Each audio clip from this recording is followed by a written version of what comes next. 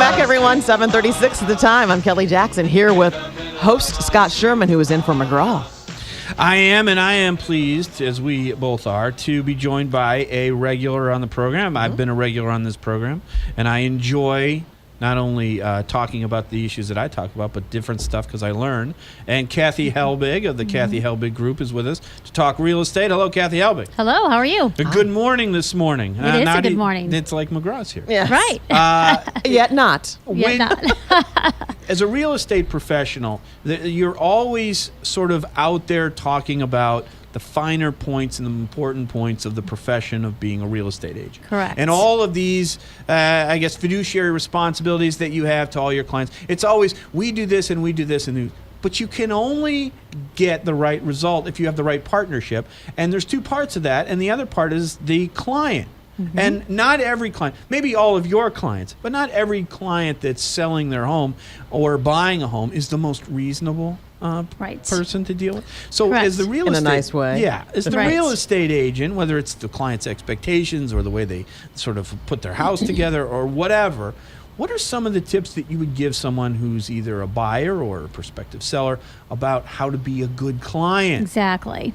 So being a good real estate client requires a few things. Number one, most importantly, do not be offended when we ask you if you have talked to a lender, if you have a pre-approval, if you know what your financial abilities are. People get so put off by, they'll call us, they're a stranger on the other side of the phone. They'll call us up and say, I want to go look at this $1 million house. And we say, have you talked to anybody yet to talk about your financial ability? And immediately people will be offended by that.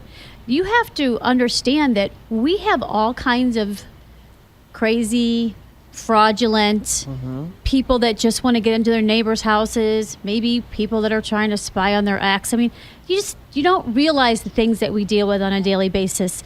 And sometimes the sellers are requiring a pre-approval letter before we even set an appointment. So don't kill the messenger. We're trying to also make sure that you're looking at the right homes that are realistic for your budget, because sometimes when you go into something that's way over your budget, then nothing ever measures up to you after that.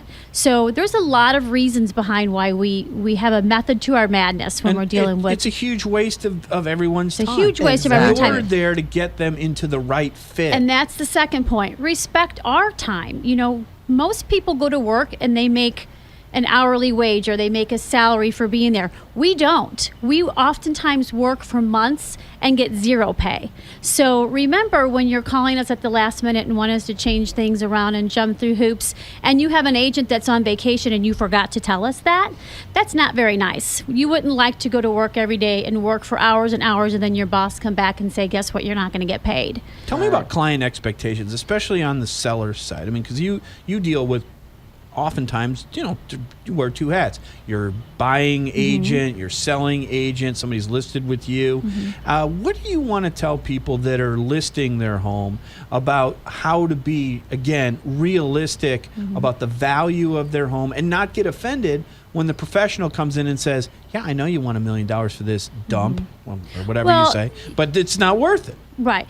And that's setting a different type of expectation. So it's, again, looking at the comps, knowing the market. A lot of times people will sit down and say, I need X amount out of my house, or I put this amount into it, so therefore I want to get that out of it. And really, those two factors have absolutely nothing to do with what your house is worth. So your house is worth what the market says it's worth according to the comparable sales around it. It's not what you paid for it. It's not what you put into it. So by showing them mathematically, a lot of times they come to that realization after we get there and sit down. But before we get there, they definitely will have a number in mind sometimes that can be unrealistic. And the aesthetics of your house. Future clients, clean your house. Yes. Yeah. Take out all so that's those an expectation boxes. for us, for sellers, is to have your house in showable condition. Be available for showing. Sometimes we'll have people that are really difficult in letting agents in to see the house, and we can't sell your house if people can't see your house. So those are type of expectations. Communication is a big thing. Sit down and tell us what you like, what you don't like. The more we talk and communicate, then the more we're able to narrow down things for you so that we're not wasting everyone's time. That's another big one. Don't wait for the perfect house. Sometimes there is not a perfect house. So setting realistic expectations for yourself. Sometimes you have to have a little vision, and that's where we're good at, because we can come in and go, don't pay attention to that bad wallpaper. You know, we've got people that can take that down, and if we open this wall up, and then we can make it the perfect house for you. But walking into someone else's house, a realistic expectation is it's not your perfect house most of the time. What's the biggest misconception that people getting into the market have, that they need to let the professional use their experience like you to set straight? A lot of people think that just finding the house is the biggest challenge, and it's really the transaction that takes place after that. So the biggest misconception is I can go pull some forms offline, fill out a contract myself, go do this on my own. We've had 3 calls this week of people that tried to go do for sale by owner or buy a for sale by owner on their own, and they're all in a mess, because those type of generic contracts don't cover everything that you need to have covered,